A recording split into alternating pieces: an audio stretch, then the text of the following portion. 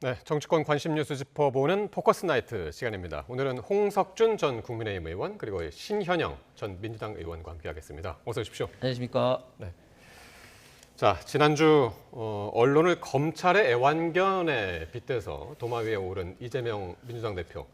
오늘 일부 언론을 비판했던 것이다 라면서 이제 직접 해명이 나섰는데 본인의 SNS에 이렇게 글을 올렸습니다. 어떻게 보셨습니까? 네, 워낙 그 국민들 특히 이재명 대표로 봐서는 네.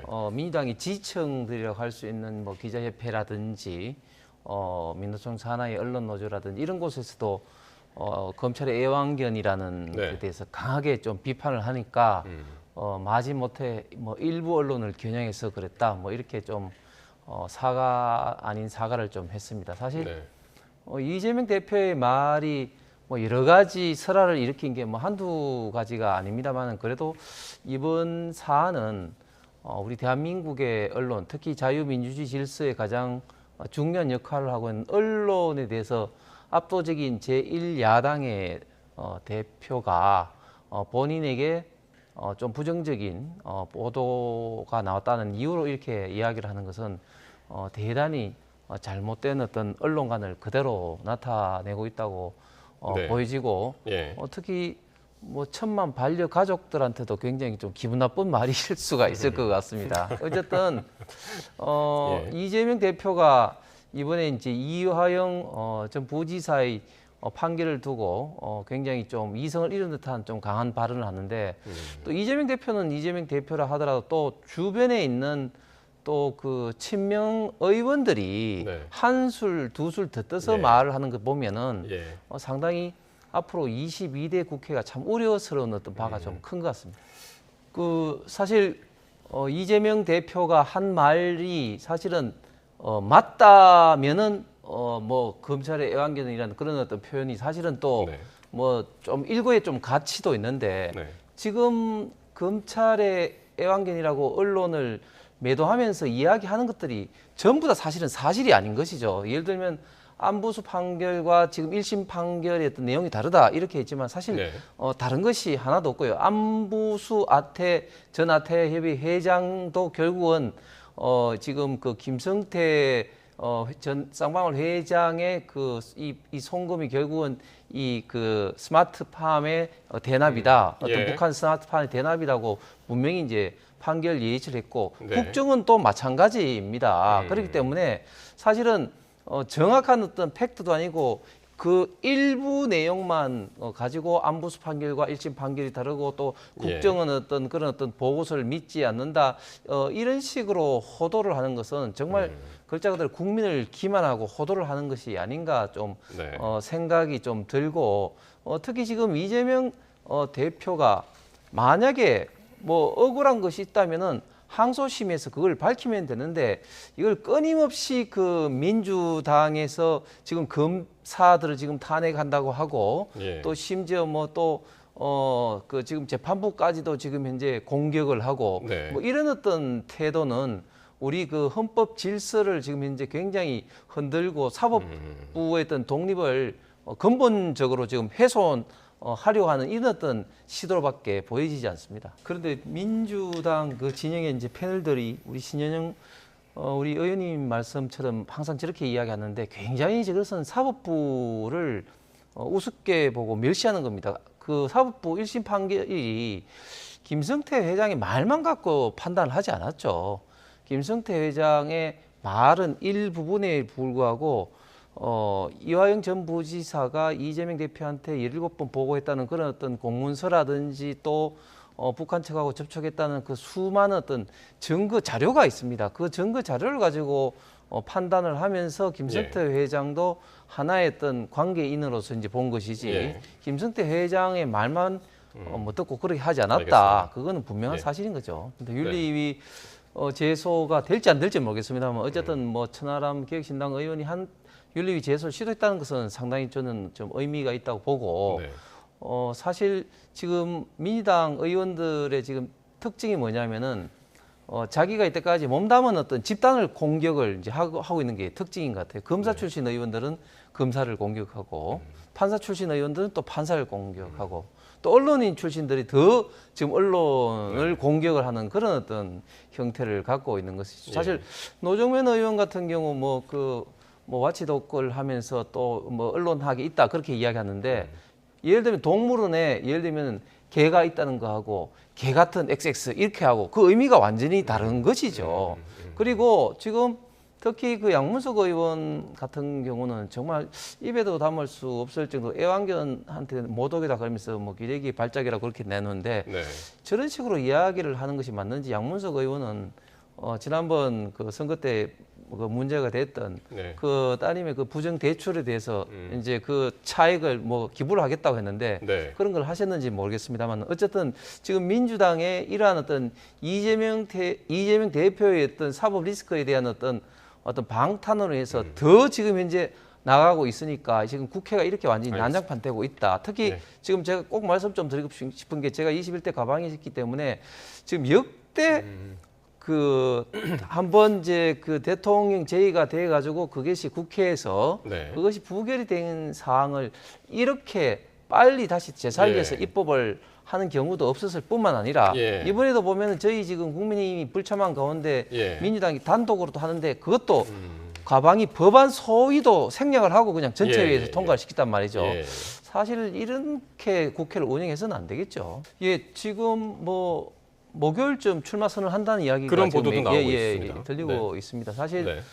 나경원 대표 같은 경우 뭐 그동안 뭐 명시적으로 이야기는 하지 않으시지만 물밑에서 계속해서 좀 출마에 대한 준비를 좀 해오셨고 네. 그리고 뭐 페이스북이랑 이걸 통해서도 한동훈 비대위원장하고 있던 차별화를 계속해서 좀 시도를 했죠. 조금 전에 이야기했듯이 다음 당 대표는 원외에는 좀 곤란하지 않겠느냐. 그리고 또 나는 우리 당이 가장 국민의힘이 가장 어려울 때 원내대표로서 패스트트랙이라든지 조국 투쟁이라든지 이런 앞장서 왔다. 네. 뭐 이런 어떤 것도 이제 페이스북에 옮기는 등등을 통해서 당에서 어려울 때 역할을 한 사람이 누구냐 이런 걸 좀 계속해서 좀 부각을 시키고 있는 그런 어떤 와중입니다. 그래서 아마 나경원 대표가 출마 선언을 하면 지금 뭐 저희 지금 지지층의 어떤 여론조사상으로는 한동훈 전 비대위원장이 좀 앞서 있지만 네. 그러나 또 막상 또 당내 경선에 들어가면 예. 제가 볼 때는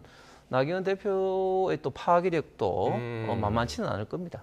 아무래도 지금 당 대표가 되신 분들은 사실은 지금 저희 당의 상황이 굉장히 좀 집권 여당임에도 불구하고 지금 압도적인 민주당하고의 어떤 의석 차이로 해서 굉장히 어렵지 않습니까? 이런 네. 측면에서 어떻게 그 대한민국의 미래를 성공시키기 위해서 윤석열 정부와 호흡을 맞춰서 국회를 운영할 것인지 특히 네. 당의 어떤 구조적인 이런 좀 특히 수도권의 취약점을 보완하기 위해서 강화하기 위해서 어떻게 당을 제도적으로 개혁할 네. 것인지 이런 데 대한 어떤 비전을 확고하게 보이는 어떤 출마 선언이 되어야 되지 않겠나. 그리고 네. 그런 것들을 국민과 당원들이 이제 바라기 때문에 그런 어떤 포인트에서 지금 당 대표 경선 출마 예상자들은 고민을 계속 하실 거라고 생각합니다.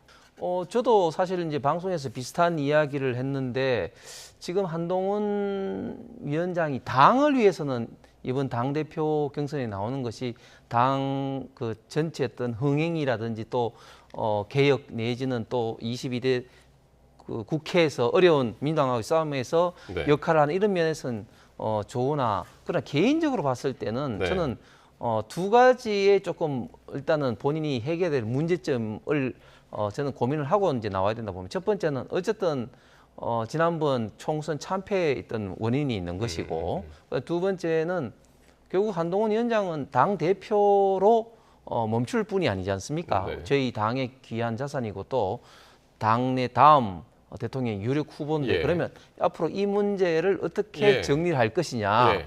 이런 문제에 대해서는 본인이 확고하게 뭔가 좀 그림을 갖고 나와야 된다 봅니다. 그 모든 선거가 사실은 이제 뚜껑을 열어봐야 되는 것인데 네. 특히 당 대표 경선은 외부에서 생각했던 것보다 훨씬 더 많은 변수가 있습니다. 예를 들어서 2021년 당 대표 경선 때 그때 이준석 대표가 되리라고 사실은 처음 시작할 때는 아무도 예상치 않았습니다. 오히려 그때는 나경원 대표 그리고 주호영 대표가 1, 2위 다수지 않겠나 그렇게 예상을 했었는데 네. 이제 의외로 이준석 대표가 됐죠. 예.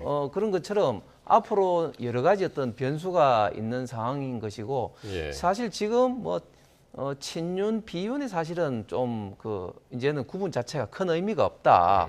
원래부터 어떤 비윤회라고 하시는 분들이 좀 비중이 좀 낮은 데다가 지금은 어떤 친윤에 있던 구심점으로 역할할 수 있는 예. 뚜렷한 후보가 없는 가운데서는 제가 볼 때는 그런 어떤 구분보다는 예. 어떤 당 대표 후보가 확실한 어떤 당을 좀 개혁을 하고 또 그리고 대한민국 미래를 좀 이끌어가는데 좀 비전을 보여줄 것이냐 네. 이런 문제가 결국은 어떤 승패의 포인트가 될 겁니다. 참 이게 해결하기 어렵죠. 지금 7개 주는 것을 뭐 그대로 이제 받아라 이런 식으로 하는 것은 이때까지 어떤 국회법과 관례에 의해서 이제 여야 간의 어떤 협의에서 특히 제1당이 국회의장을 가지고 그리고 이제 제2당이 법사위원장이라든지 또 여당이 운영위원장을 가지고 하는 이런 오랜 어떤 전통과 관례를 일거에 지금 무너뜨리는 거 아닙니까? 이런 상태에서 7개를 받아라고 해서 받기에는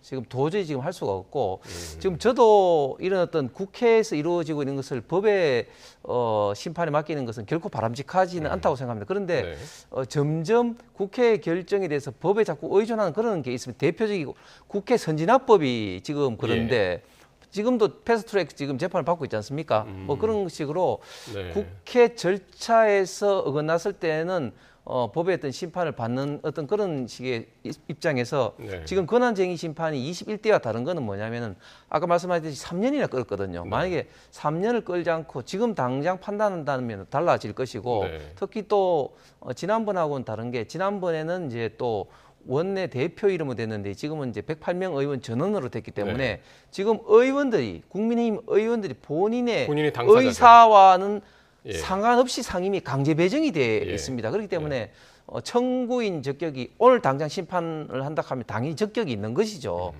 그렇기 때문에 저는 비록 바람직하진 않지만 21대 때와는 헌법재판소가 빨리만 심판한다면은 결과가 다를 수도 있다고 생각합니다.